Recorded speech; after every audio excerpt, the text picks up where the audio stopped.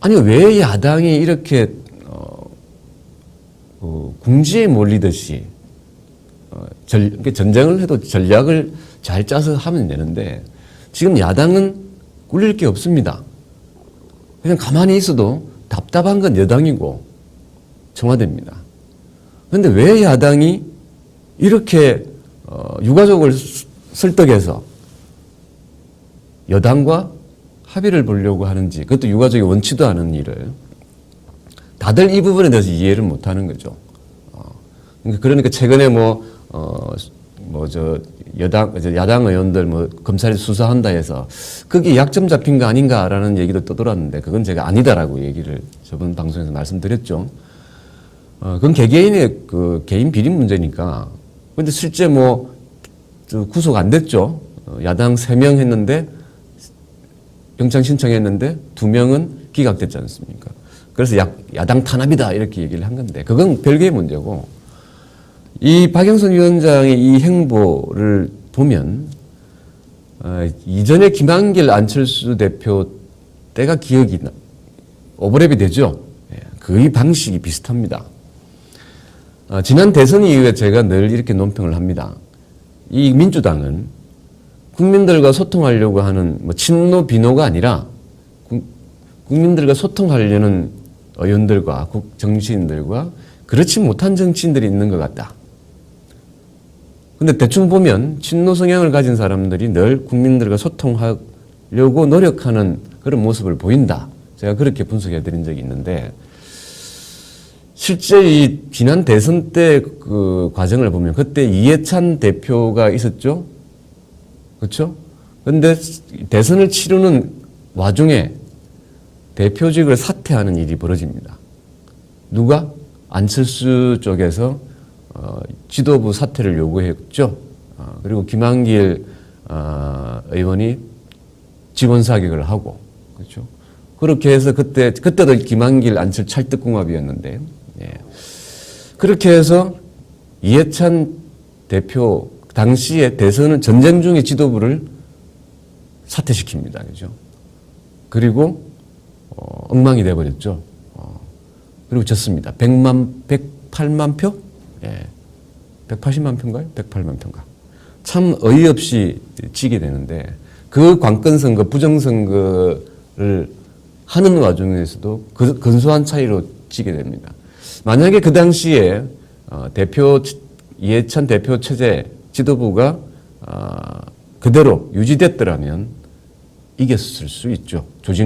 어쨌든 대우 정렬해서 딱 지도부가 사령탑이 이렇게 잘 가고 있는데 안철수와 문재인 이 두 사람의 그 당시 이 경쟁 속에 김한길 측과 안철수 측의 요구에 의해서 이렇게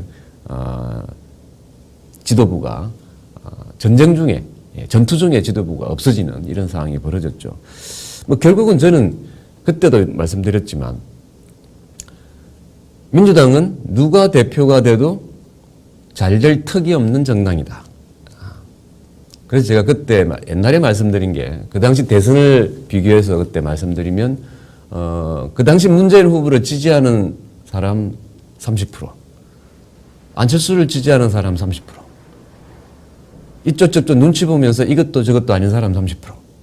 이런 3대 3대 3의 구조를 가진 이 민주당은 누가 대표가 돼도 혁신 못한다. 계속 안티 걸고 반대하고 지금 현재 민주당 당직 구조나 당직자들도 늘 고려등에 이 고려 싸움에 새우등 터진다 그런 말이 있듯이 그냥 복지부동하는 게 생활화되어 있습니다. 민주당 당직자들이 새로운 기획을 하거나 국민들과 소통하기 위해서 뭘 하자 제안하거나 절대 그러지 않습니다.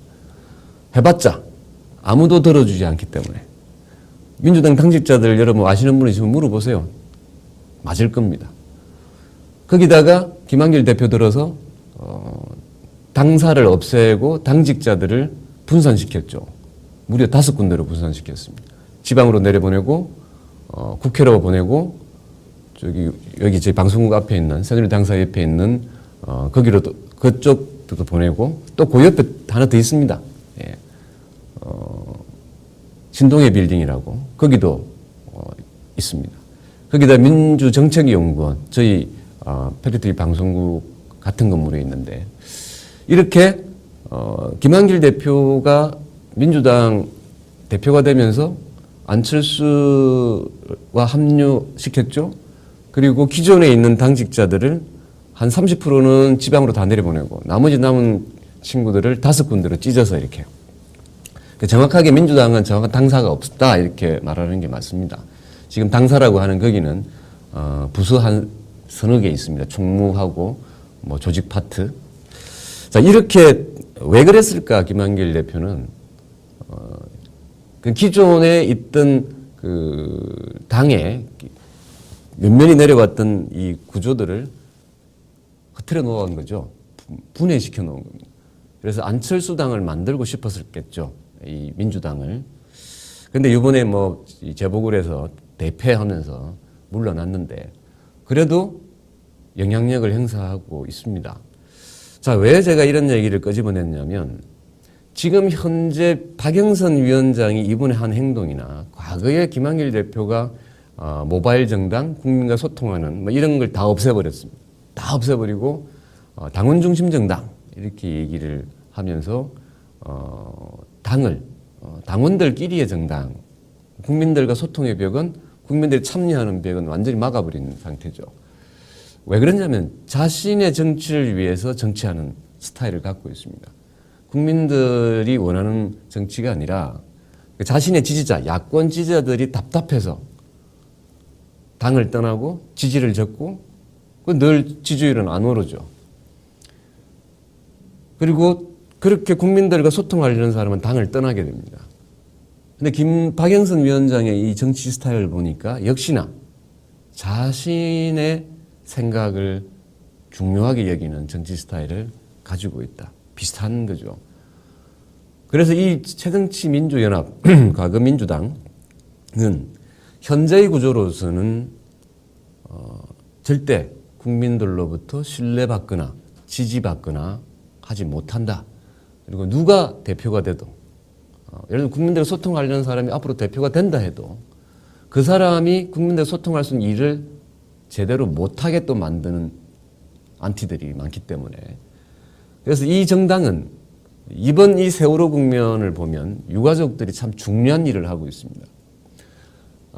국정조사 아무리 해봤자 진실 못 밝힌다. 출석하려도 안 하고 자료 보내려도 안 보내고 벌금 내면 그만이니까. 그래서 이 유가족들이 이 대한민국 헌정사상 처음으로 이 거칠에만 남아있는 정치권들 대충 하고 넘어가죠. 근데 여기에 쐐기를 박는 역할을 지금 하고 있습니다. 가장 상식적인 요구입니다. 가장 상식적인 거. 너희들 서로 대충 하고 끝내려고 그러지 말고 진짜 제대로 하려면 이게 있어야 되는 거 맞지 않냐? 근데 왜 안 하냐? 가장 상식적인 요구죠. 그래야 진상이 규명될 거 아니냐? 근데 그 가장 상식적인 요구를 가장 비상식적으로 외면하고 있는 게 정치권입니다. 여당, 야당 똑같습니다. 자, 이런 상황에 뭐 민주당이 새정치민주연합이 뭐 강경투쟁을 하겠다 했는데 뭐 강경투쟁 하는지 안 하는지 뭐 피켓 들고 있는 거 외에는 뭐 지금 국회 본관 본회의장 바로 맞은편에 예결위 회의장이 있는데 거기서 지금 3일째 농성하고 있습니다. 국회에서 새정치민주연합. 여러분 모르시죠? 예, 아시는 분 얼마 없을 거예요. 국회의원 한 60~70명이 새정치민주연합 거기서 3일째 농성을 하고 있습니다.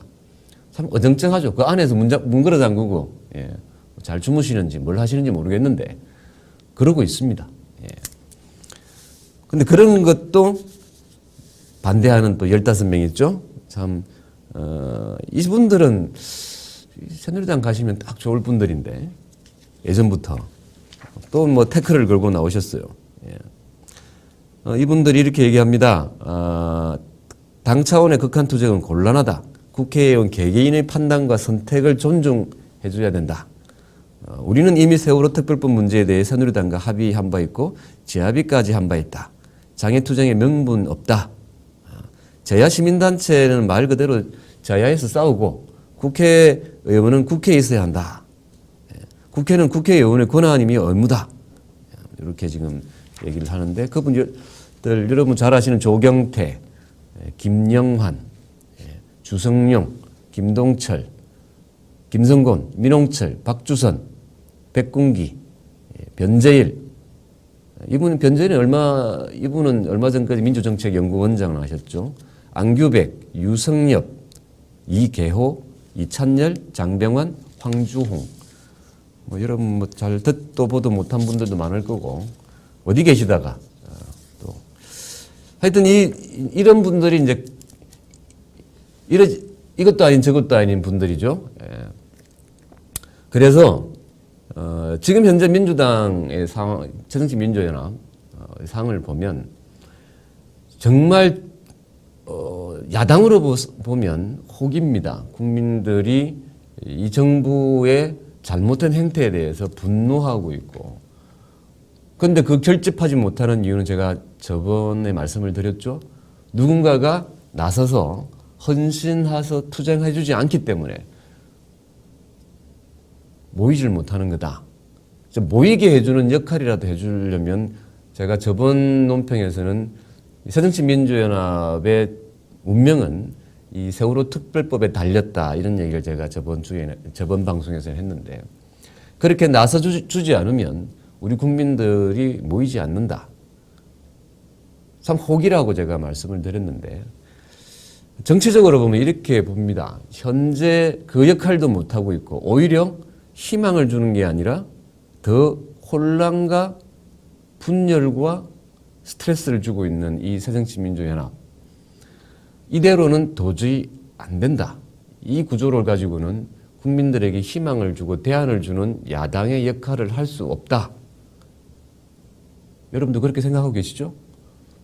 그런데 계속 이렇게 갈 거냐? 그건 또 아니라고 봅니다. 그래서 제가 이전에 외부적으로든 내부적으로든 이 정계 개편의 불씨가 타오를 것이다 라고 했는데 지금 뭐 새정치민주연합 내부가 시끌시끌하죠. 어쨌든 내부가 되든 외부가 되든 국민적 요구를 받게 될 것이다. 이제 그렇게 보여집니다. 현재 새정치민주연합 국민들이 외면할 수밖에 없는 정당이다. 그러면 이제 총선 후년에 총선이죠. 그래서 이왕 총선을 한 1년 반, 2년 가까이 남았는데 1년 반 정도 남았습니다. 이때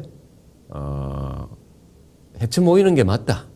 새누리당 가실 분은 새누리당 가시고 그 다음 기존 새정치민주연합으로 남으실 분 남으시고 그 다음에 국민과 소통하고 그 다음에 이 진보적 가치 우리는 진보다 당당하게 얘기하고 그 다음에 가장 상식적인 운영, 정치 국민들의 가슴을 대변하는 정치 국민과 함께하는 정당 이제는 만들어서 다음 총선에서 다 출마하실 분들 많습니다. 제야에 묻혀 계신 분들 많고 그분들과 합세해서 다음 총선에서 의석 많이 받으면 됩니다. 그러면 지금 이 참 답답한 새정치민주연합 보고 있기만 해도 답답한데 얼마든지 국민들이 지지해 줄 겁니다. 지지율 1위 정당도 될 수 있습니다. 여당보다 더 많이. 그러니까 이제는 그렇게 이 세월호 국면 전국 속에 지지리도 못난 정당이 새정치민주연합이지 않습니까? 아무것도 안 하는 정당, 해도 안 되는 정당, 하지도 않는 정당이지만 그래서 기존에 있는 이 새정치민주연합에 있는 분들, 국민과 소통하려고 안 하시는 분들의 생각은 자신을 위한 정치를 하기 때문에 그렇다. 그래서 자신을 위해 정치하시는 분이 아니라 국민을 위해서 정치하시는 분들이 좀 헤쳐 모여 있어서 새로운 정당을 만드시기 바랍니다. 그리고 다음 총선에서 얼마나 좋은 분들 많습니까? 그분들이 하나의 정당에 모여서 국민들이 제발 지지해주고 싶어 미치겠다라고 할 정도의 국민적인 정당, 이제는 만들 때가 됐다. 더 이상 국민들이 보고 있기 답답하고 지켜보기도 안타깝고 화만 나는 이런 야당 원하지 않는다. 그래서 이번 이 세월호 특별법 투쟁이 유가족이 대한민국 정치사에 상당히 많은 교훈을 주고 있다라고 보여집니다. 그분들 지금 뭐 새누리당이 회유작전, 분리작전, 분열작전을 하는 것 같은데요. 일반인 희생자 유가족들을 좀 설득한 것 같습니다. 그래서 이제 지금 전체 유가족 중에 학생 유가족 분들만 이렇게 단단하게 뭉쳐 있는데, 이 새누리당과 청와대는 예전처럼 자신들이 여러분 재개발할 때 보면 이렇게 다 구역 나누어서 각기 다른 조건 제시해서 분열시키잖아요. 그런 방법 이제 이번에는 안 통한다. 왜? 학생 유가족 분들, 학생 희생자가 너무 많습니다. 몇십 명도 아니고 295명인가 6명인가요? 그래서 꼼수 쓰지 말고 제대로 해줘야 됩니다. 근데 해줄 턱이 없지 않습니까? 근데 그 최전선에 유가족들이 나와 있고 정치인들은 그것에 가슴 한번 제대로 받아주지 못하는 이런 야당이 대한민국에 존재하는 한 대한민국의 정치는 발전하지 못할 겁니다. 대한민국 정치가 발전하지 못하는 건 새누리당은 늘 그렇게 비상식적이다라고 알고 있지만 상식적으로 해야 될 이 야당이 새정치민주연합이 전혀 국민들의 뜻을 대변해 주지 못하고 있기 때문에 이 정당으로서는 대한민국 정치의 원래 야당이 잘 해줘야 정치가 발전합니다. 서로의 야당 여당이 서로 이렇게 힘의 논리에 의해서 움직이는 거기 때문에 지지율도 못 나서 힘도 없고 잘하는 것도 없고 늘 여당의 뒤통수 맞고 발전이 없죠. 여당 독주를 하게 만드는 가장 큰 원인은 야당의 무기력함과 무능함이 있다. 그런데 그 무능을 유능하게 될 기미가 없다. 이 정당 구조로서는 안 된다. 그래서 지금부터 제가 답이 없다는 겁니다. 그래서 여러분들 실망하고 기대하고 어제는 실망했다가 오늘은 기대 한번 해볼게 이렇게 하시죠. 예, 기대하지 마십시오. 기대하지 마시고 새정치민주연합에 기대할 건 없습니다. 단지 국민들이 지금은 이제 국민들이 유가족과 함께 이 국면을 타개할 수밖에 없는, 그리고 새정치민주연합은 아까 그 김병업 위원장이 화가 나서 했죠. 빠지시라고. 당신들은 그냥 거수기나 하시든지. 이럴 정도, 이런 건 처음입니다. 대한민국 헌정사상도 처음이고. 부끄러운 줄 알아야 될 거 아니겠습니까? 지금 새정치민주연합은 정말 부끄러운 줄 알고 스스로 해산을 하시든가, 다시 해체 모여 하시든가, 그래서 그렇게 돼야 됩니다. 더 이상 국민들을 새정치민주연합이 우롱해서는 안 된다. 그렇게 말씀드리고요.